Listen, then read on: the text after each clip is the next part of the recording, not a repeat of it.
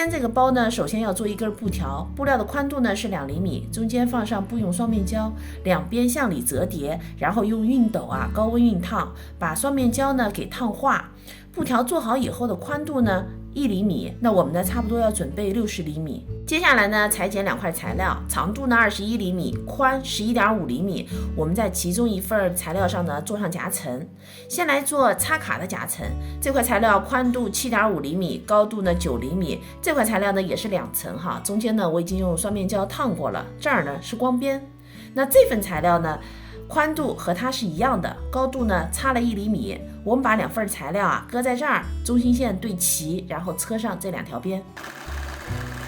中间的插卡夹层做好后呢，我们准备一块透明的材料，我是从我女儿的文件袋上剪下来的。这边呢车上我们刚才做好的布条，然后把它搁在这儿，这条边到这儿的距离呢是5.5厘米，下边这条边呢和这儿是对齐的，我们车上这2条边。透明口袋呢做好了，这儿呢有点歪哈，不过没有关系，因为一会儿做的时候呢，我们这边是要用这个布条进行遮挡的，我呢没有换压角，所以它呢有点歪。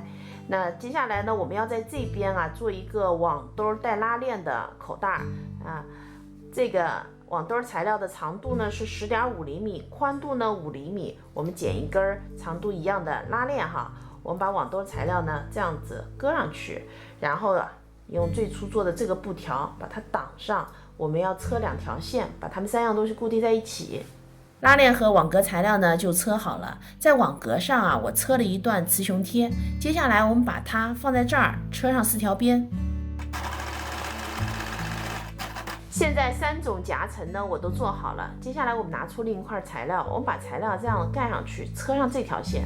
车好后呢，我们把它翻到正面，然后剪2段布条，把这儿的毛边给盖住。那咱们在车的时候呢是车2条线哈。接下来呢再剪一段布条哈，把这儿的毛边也给盖上。里边夹层上的口袋呢我们就做好了。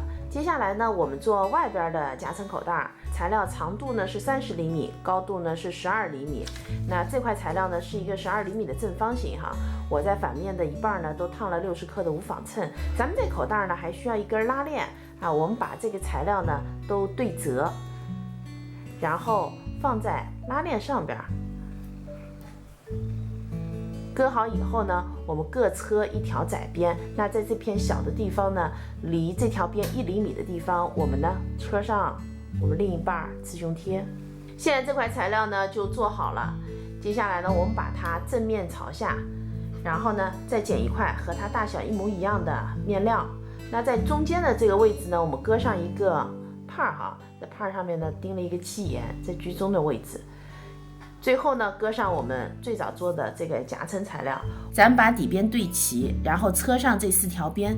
车好以后呢，咱们修剪整齐，用包边带把毛边给包上，那小包呢就完成了。这期视频内容就是这些了，感谢您花宝贵的时间来看我的视频，记得帮忙点赞哦，咱们下期再见。